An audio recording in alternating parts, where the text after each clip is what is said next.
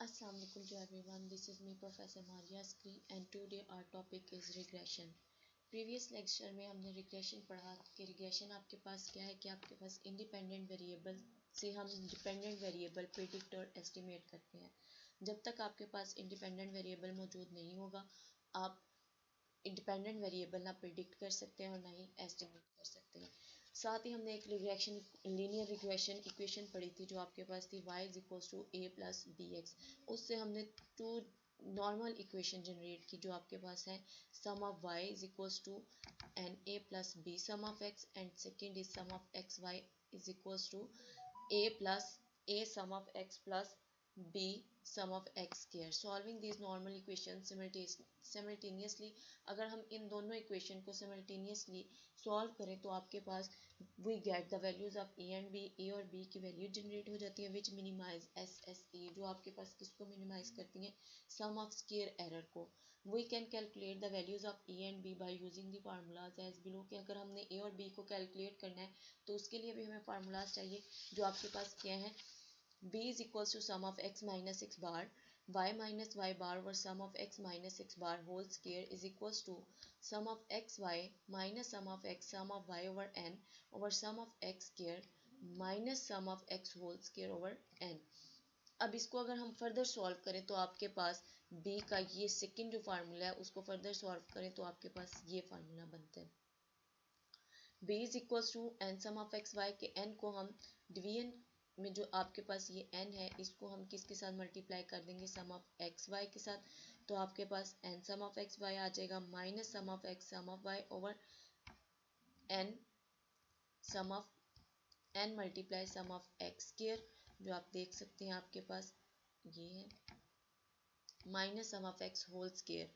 कि आपने क्या करना है if the numerator and denominator are multiplied with n this is for convenience purpose computational, कि अगर आप नोमिनेटर और डिनोमिनेटर को मल्टीप्लाई n कर दें तो आपके पास ये फार्मूला बनता है और a आपके पास क्या है sum of x square multiply sum of y minus sum of x multiply sum of x y over n sum of x square minus sum of x whole square. The slope b is also called the regression coefficient of y on x, के आपके पास जो slope b है उसे हम और क्या कह रहे हैं रिग्रेशन कोफिशिएंट कह रहे हैं y ऑन x के y क्या कर रहा है डिपेंड कर रहा है x पे and it is denoted by b sum b y on x। Putting the values of a and b in the regression equation, अगर हम a और b की रिग्रेशन इक्वेशन में वैल्यूज पुट करें और x की भी पुट करें तो आपके पास we can find the values of y hat, आपके पास किसकी वैल्यूज आती जाएंगी y हैड की वैल्यूज आती जाएंगी which lie on the regression line, जो किस पे लाई कर रहा है रिग्रेशन लाइन पे लाई कर रहा है। The y hat values are called the estimated values, कि आपके पास जो y हैड की वैल्यूज हैं वो क्या और उसे हम क्या कह सकते हैं एस्टिमेटेड वैल्यूज भी उसे हम कहते हैं, क्योंकि हम एस्टिमेट ही कर रहे हैं a और b की जब हम वैल्यूज पुट करेंगे x की वैल्यूज मल्टीप्लाई करेंगे तो आपके पास y हैड की वैल्यूज जनरेट होती जाएंगी जिसे हम क्या कह रहे हैं estimated value. How to normal equation right normal equation, कि हम नॉर्मल इक्वेशन को कैसे राइट कर सकते हैं। आपके पास नॉर्मल इक्वेशन क्या है y is equals to A plus B X, straight line जो है वो आपके पास क्या है y is equals to A plus B X. अब इससे हमने दो नॉर्मल इक्वेशन ड्राइव करनी है, वो आपके पास कैसे होंगी we want the equation normal of A the coefficient of A is 1, कि हम कोफिशिएंट ए को क्या कंसीडर कर रहे हैं आपके पास वो क्या है 1 and the above equation is multiply by with 1 and then summation is applied, कि जब आप उसको 1 के साथ मल्टीप्लाई कर देंगे और उस पर समेशन अप्लाई करें तो आपके पास फर्स्ट जो नॉर्मल इक्वेशन बनती है वो क्या है sum of y is equals to N A plus B sum of x। अब आपके पास देखें तो आप y भी आपके पास वेरिएबल है और x भी आपके पास वेरिएबल है। समेशन हमेशा आपके पास वेरिएबल पे अप्लाई होता है, कांस्टेंट पे आपके पास हमेशा नंबर ऑफ ऑब्जर्वेशन अप्लाई होंगी। अब समेशन y पे अप्लाई हुआ तो sum of y is equals to a constant है आपके पास समेशन नहीं अप्लाई होगा उसकी नंबर ऑफ ऑब्जर्वेशंस आपके पास अप्लाई होंगी जो आपके पास क्या है एन ए प्लस बी एक्स था आपके पास कि बी मल्टीप्लाई हो रहा था एक्स के साथ तो बी पहले आ जाएगा और समेशन किस पे अप्लाई हो जाएगा एक्स पे हो जाएगा। तो फर्स्ट नॉर्मल इक्वेशन जो आपके पास बनती है वो आपके पास क्या है sum of y is equals to na plus b sum of x। To find the normal equation for B, अब हमने किसके लिए नॉर्मल इक्वेशन ड्राइव करनी है, बी के लिए। The equation one is multiplied by with X which is the coefficient of B. क्या हमने पहले क्या करना है, इक्वेशन नंबर वन को किसके साथ मल्टीप्लाई करना है, एक्स के साथ, और coefficient of B in equation one, फिर उसको हम वन के साथ मल्टीप्लाई करेंगे and then summation is applied, और उसके बाद हम क्या करेंगे, वाई के साथ उस पर समीशन अप्लाई करेंगे। तो आपके पास नॉर्मल इक्वेशन जो सिंपल इक्वेशन जो है वो क्या है, y is equals to A plus B x, a plus B x, उसको हमने x के साथ मल्टीप्लाई किया तो x y, a x plus B x square.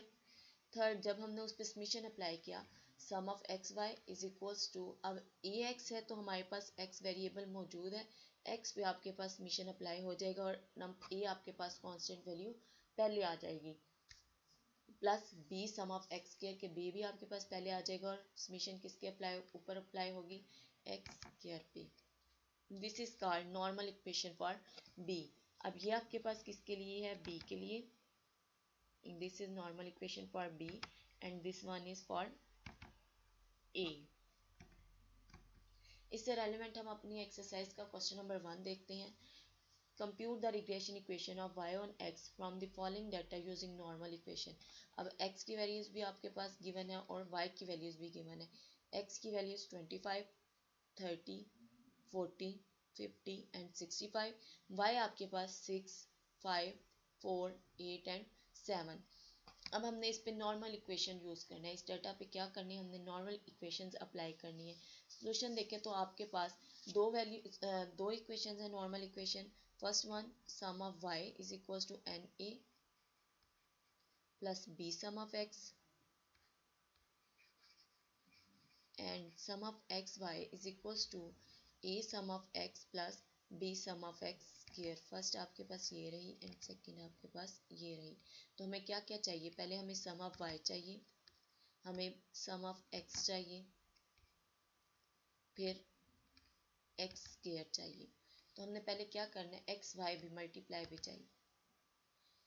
पहले हम क्या करेंगे कि x की सारी ऑब्जर्वेशन को सम किया तो sum of x is equals to 10, y की सारी ऑब्जर्वेशन को हमने ऐड किया तो sum of y is equals to 30।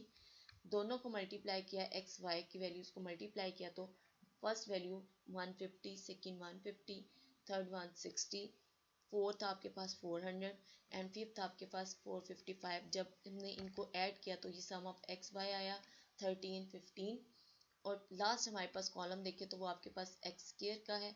X square आपने क्या करना है कि एक्स के ईच स्कोर का आपने स्क्वायर ले लेना है कि 25 का स्क्वायर लिया तो आपके पास 625 आया, 30 का स्क्वायर लिया तो 900 आया, 40 का स्क्वायर लिया तो 1600, 50 का स्क्वायर लिया तो 2500, 65 का स्क्वायर लिया तो 4225 आया। अब हमने इसका सम किया तो sum of x square is equals to 9850।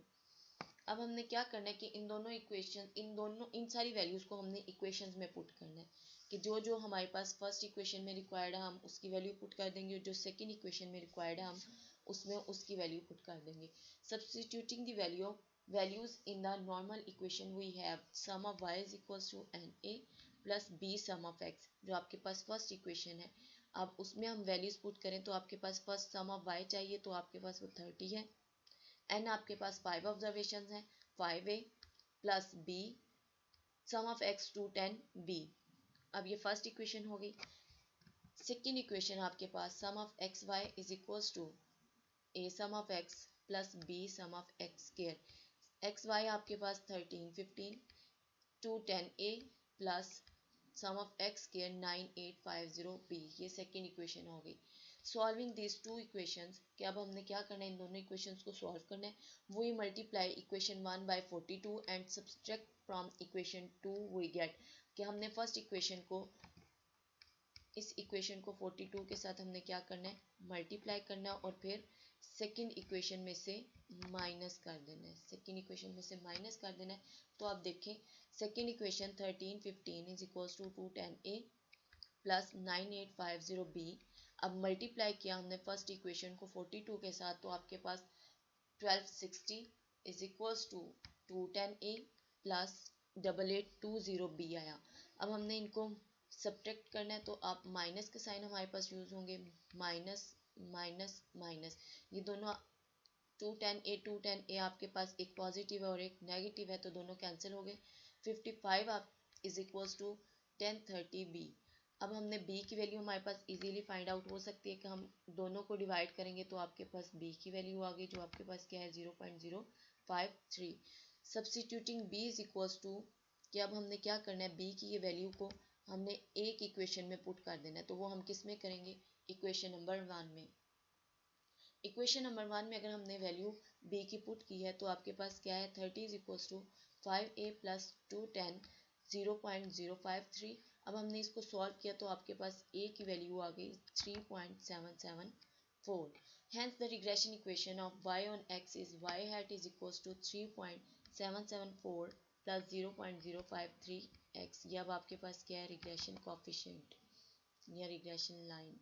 जैसे जैसे हम अब इधर x की वैल्यूज आपके पास क्वेश्चन में गिवन है, जैसे हम x की वैल्यूज पुट करेंगे तो आपके पास किसकी वैल्यूज आती जाएंगी, y हैट की। ओके जी स्टूडेंट्स, अल्लाह हाफिज, थैंक यू।